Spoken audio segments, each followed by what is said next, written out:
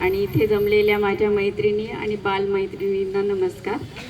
आज महिला दिनानिमित्त सगळ्यांना हार्दिक शुभेच्छा.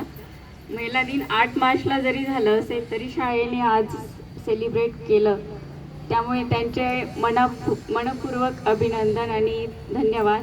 कारण महिलांचा हा हक्काचा सन्मानाचा दिवस त्यांनी त्याची जाण ठेवली, त्यामुळे मी त्यांचे आभार मानते आणि कार्यक्रमाला सुरुवात करते. मी डॉक्टर योगिता जितेश चौरे, आयुर्वेद पंचकर्म. आयुर्वेद या डॉक्टर या नात्याने मी तुम्हाला आज थोडंफार आयुर्वेदाची माहिती सांगणार आहे. तर आयुर्वेद म्हणजे काय? बऱ्याच जणांना असं वाटतं की आयुर्वेद म्हणजे ते रस्त्यावर बसलेले जडीबुटीवाले असतात किंवा ते वैद्य असे झोला घेऊन येतात, त्यांच्यामध्ये ते काहीतरी औषधं असतात, ते देतात, त्याच्याने ते इलाज करतात, ते म्हणजेच आयुर्वेद. तर असं नाही आहे माझ्या मैत्रिणींनो. आयुर्वेद हे शास्त्र आहे ज्याचं आम्ही शिक्षण घेतो. ते 5 ते 6 वर्ष त्याचं शिक्षण घेतलं जातं. तर ते शिक्षण घेत असताना आम्हाला आयुर्वेदाचं संपूर्ण नॉलेज दिलं जातं. ते संहितांमधून शिकवलं जातं. पूर्वी ऋषीमुनींनी जे काही आयुर्वेद शास्त्राचं शरीरशास्त्र याचा जो अभ्यास केलेला आहे, ते शास्त्र त्यांनी लिहून ठेवलं आहे आणि ते संस्कृत भाषेत लिहून ठेवलं असल्यामुळे त्याचं शिक्षण आम्हाला ते दिलं जातं. ते पूर्ण 5 वर्ष शिक्षण घेऊन आयुर्वेद हे शिकवलं जातं. आयुर्वेदाचं मुख्य प्रयोजन काय आहे? तर स्वस्थस्य स्वास्थ्य रक्षणम, आतुरस्य विकार प्रशमनम.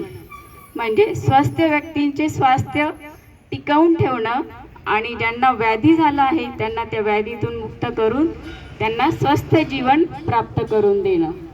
तर हे आयुर्वेदाने बऱ्याच जणांना असं वाटतं की कसं शक्य आहे आयुर्वेद, लगेच तर त्याचा रिझल्ट येत नाही आयुर्वेदाचा, त्याला फार वेळ लागतो, त्याची औषधं लवकर काम करत नाही, त्याचं शरीरावर लवकर इफेक्ट होत नाही, त्याचा साईड इफेक्टही नसतो आणि इफेक्टही नसतो, असं बऱ्याच जणांना वाटतं. पण आयुर्वेद आणि पंचकर्म हे दोन्ही जर एकत्र आलं तर त्याचा नक्कीच इफेक्ट होतो आणि तो खूप चांगल्या प्रकारे शरीराला त्याचा प्रतिसाद मिळतो. फक्त आयुर्वेदाचे औषधं घेऊन ट्रीटमेंट करणं म्हणजे आयुर्वेदाची ट्रीटमेंट घेणं असं नाही. त्याला जोडीला आपल्याला पंचकर्मही करावं लागतं, त्यामुळे ते संपूर्ण त्याचा फायदा होत असतो. तर पंचकर्म म्हणजे नक्की काय? पंचकर्म म्हणजे शरीराची शुद्धी करणे ही 5 प्रकाराची असते. जसं बाहेरून शुद्धी करतो जसं आपण दिवाळी दसरा यांच्या वेळेस आपण घराची साफसफाई करतो की नाही, मस्त आपण साड्या घेतो, बाहेर पार्लरमध्ये जाऊन मेकअप करून येतो, छान दागिने घेतो, बाहेरून तयारी करतो, पण आतल्या शरीराचं काय विचार करतो आपण? कधीच नाही विचार करत. तर आतल्या शरीराची ही त्याच प्रकारे शुद्धी झाली पाहिजे. ही शुद्धी करण्याचं काम पंचकर्म करतं. जसं वमन, विरेचन, नस्य, बस्ती हे 5 प्रकारची शुद्धी आपण शरीरात. वात, पित्त, कफ हे 3 दोष असतात.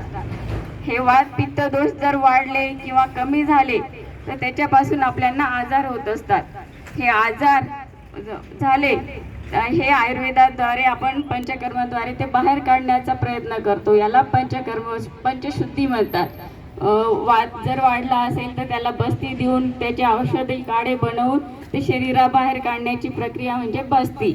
वमन म्हणजे वाढलेलं कफ शरीराबाहेर काढण्याची उलटीद्वारे काढण्याची क्रिया म्हणजे वमन. आणि विरेचन म्हणजे वाढलेलं शरीरातलं पित्त वाढलं तर आपण ती संडासाद्वारे औषधी देऊन ते पित्त बाहेर काढतो, याला म्हणतात विरेचन.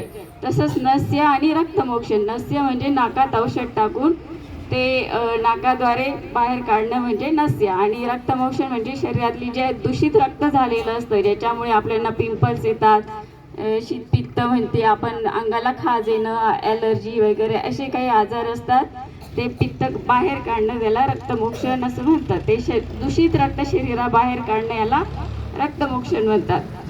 अशा प्रकारच्या ह्या 5 शुद्धी केल्याने पंचकर्म होतं. पण पंचकर्म कोणी करायचं किंवा त्याच्याने काय फायदे होतात हे आपल्याला माहीतच नसतं. मग ते आपण जवळच्या आयुर्वेदिक डॉक्टरांना जाऊन विचारायला पाहिजे.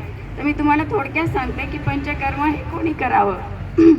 तर हे पंचकर्म करताना आपण साधारणतः व्यक्तीचं वय, त्याचं बल, त्याचा अग्नी म्हणजे त्याची पचनशक्ती आहे की नाही आहे, किती आहे त्याच्यावर आपण ठरवत असतो. परत तो कोणत्या देशात राहतो, त्याचा एरिया कोणता आहे, त्या उष्णकटिबंधातला आहे का शीतकटिबंधातला आहे. म्हणजे तो खूप गरमीच्या ठिकाणी, जसं नंदुरबार, धुळे हे खूप गरमीचं ठिकाण आहे, तर तिथलं पंचकर्म वेगळं असतं. आता आपण थोडंसं थंड भागात, पिंपळनेर नाही म्हटलं तरी थंड भागाचं ठिकाण आहे, तर इथलं पंचकर्म हे वेगळ्या प्रकारचं असतं.